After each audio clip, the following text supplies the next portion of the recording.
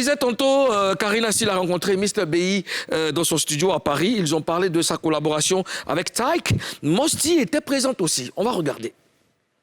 Coucou, salut, chers papouas et chers papouases. Voilà, je vous ai dit que je suis loin, mais je ne vous lâche pas. Là, je suis venue prendre des bérets au studio de Mr. BI. Coucou les papouas, c'est Mr. BI on the beats. Voilà, il y a un béret, c'est pas petit, c'est lourd. Il y a un béret, tu as travaillé sur un titre de Tyke, Tyke, voilà. Et ça a connu un succès. Hein, tu nous en parles, comment ça se fait? Ouais, bon en fait, Tyke, bon déjà pour résumer, on a le même boss. Tyke, son producteur c'est Barak Adama, et Barak Adama, pardon, c'est mon éditeur en fait. Donc lui il est dans la boîte de production de Barak Adama et moi je suis dans la boîte d'édition de Barak Adama. Si. Donc en vrai c'était évident qu'on allait bosser ensemble. Mais depuis ma signature jusqu'à ce qu'on bosse ensemble, il s'est écoulé peut-être un peu moins d'1 an. Et c'est le Ramadan de 2021, si je ne me trompe pas, où on a vraiment commencé à bosser ensemble, on a fait pas mal de titres ensemble.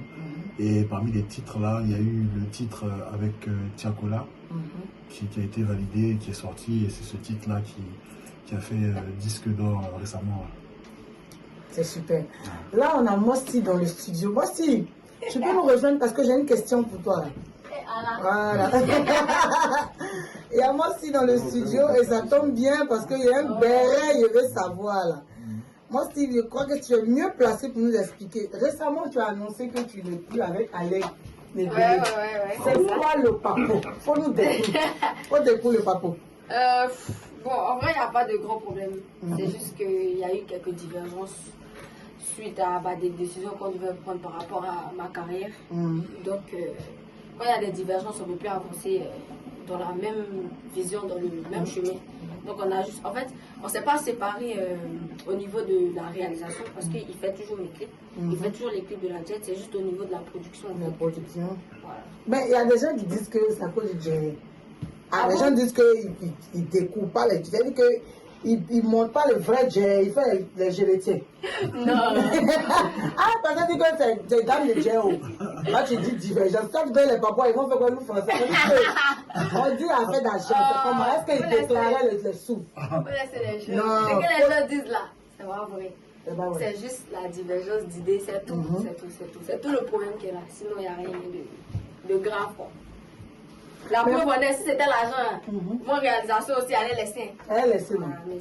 Donc, il n'y a pas affaire d'argent. Donc, les papas doivent retenir qu'il n'y a pas affaire d'argent. Exactement. D'accord. Mosty, ces derniers temps là, tu fais des sons qui ne cartonnent pas. C'est quoi le problème? Hein? Mr. BI, tu peux m'expliquer ça? Bon. En fait, sans le dire, elle a fait un son que les gens n'ont pas aimé. C'était Oh My God, qui était un son afrobeat où elle chantait. Bon, je pense que c'est juste que les gens ne sont pas encore prêts à la voir grandir, à la voir faire autre chose qu'elle faisait au début. Tu vois. Donc, nous, on a compris ça. On va revenir avec des choses que les gens connaissent un peu plus, mais tout en leur faisant comprendre que elle va pas avoir 18 ans toute sa vie, quoi. À un moment, elle va grandir, elle va commencer à chanter autre chose, tu vois. Donc, c'est clair. Donc, on a compris ça parce qu'on tient compte de la vie un peu du public, mais il faut qu'ils comprennent que un artiste évolue, il faut pouvoir suivre un peu l'artiste dans son délire, quoi, tu vois. Donc, ok, volume.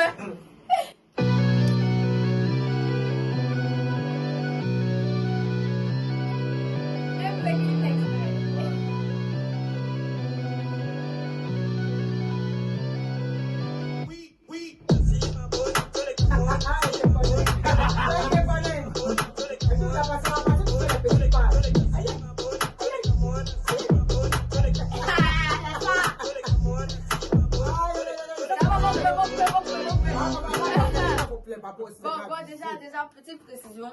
Déjà, ce son, c'est pas moi, c'est toute la Jet. Même lui, il a posé. Même Mr. B a posé. Il a posé. Ça veut dire que c'est toute la Jet qui a posé dessus. C'est un big de ouf. C'est incroyable. Ça sort quand même. Nous, on est pressés. On n'a pas encore la date, ça vient. Ça vient. En temps, on a déjà fini d'enregistrer et tout. Il reste juste le mix et puis ça va sortir. D'accord. Alors, merci, Mr. BI. D'accord, chers papois et chers papois, c'était Mr. BI et Karina Steele dans les bérets du jour Voilà, nous sommes en France et restez connectés parce que j'ai beaucoup de choses à vous donner. Merci à Karina Style. Et tu vois, quand je regarde Karina, tu sens même que Karina n'a plus envie de venir. Mais pourtant, elle est obligée de venir. Elle est obligée de venir. Elle est obligée de venir. Alors, un mot sur ce qu'on vient de voir. Oui, j'aime les voir ensemble. J'aime voir Mosty et Mr. Bailly ensemble. Deux talents. Deux passionnés. Deux gros passionnés. Et Mr. Bailly, avec toutes ses collaborations qui cartonnent. Mr. Bailly, c'est un beatmaker, je veux dire... Intelligent. Très intelligent. Voilà, je préfère ça, intelligent. Il a fait des projets. J'ai écouté les beats de Mr. Bailly qui ne sont pas encore sortis, mais je ne sais même plus si ça va sortir. Mais franchement, il m'a bluffé. Et c'est un gros bosseur. On a besoin de ces personnes pour faire évoluer la musique. Merci à Karina pour cette interview. Je veux saluer avec beaucoup d'amour Titia, Grace Flora, Fatou Ouattara, Sonia Kadé. C'est mes trois reines. Moi, je veux saluer... Je n'ai pas encore fini. Elles prennent ma défense quand les gens bizarres parlent mal de moi. Quels gens bizarres? Les gens bizarres.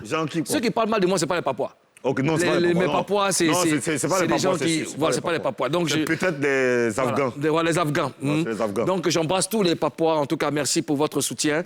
Et puis voilà. Alors...